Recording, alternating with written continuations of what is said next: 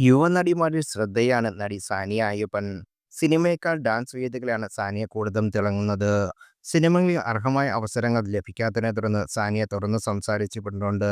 D four dance എന്ന reality ഷോയിലാണ് Sania ആദ്യം ജനശ്രദ്ധ നേടുന്നത്. ഷോയിലെ സെക്കൻഡ് റണ്ണർ അപ്പ് ആയിരുന്നു സാനിയ. ബാല്യകാലസഖി എന്ന സിനിമയിൽ ബാലതാരമായാണ് സാനിയ അഭിനയ രംഗത്തെ തുടക്കം കുറിക്കുന്നത്. 2014 ഈ സിനിമ പുറത്തിറങ്ങുന്നത്. ഇതേ വർഷം അപ്പോത്തിഗിരി എന്ന സിനിമയിലും അഭിനയിച്ചു.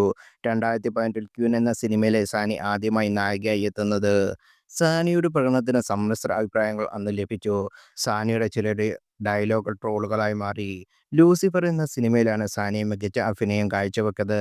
ലൂസിഫറിന് ശേഷം ഇതുപോലെ ശ്രദ്ധിക്കപ്പെട്ട മറ്റൊരു കഥാപാത്രം സാനിയയ്ക്ക് ലഭിച്ചിട്ടില്ലെന്നത് സത്യമാണ്.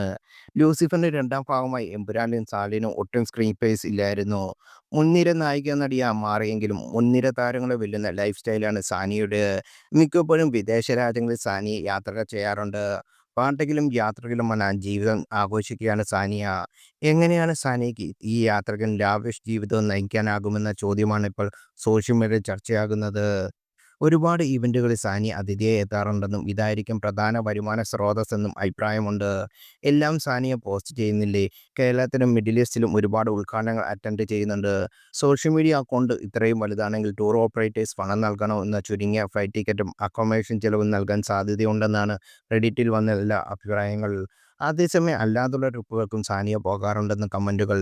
യാത്രകൾ ഏറെ ഇഷ്ടപ്പെടുന്ന ആളാണ് സാനിയ. യാത്രകൾ തനിക്ക് തരുന്ന സന്തോഷത്തെക്കുറിച്ച് നടി പല അഭിമുഖങ്ങളിലും സംസാരിച്ചിട്ടുണ്ട്.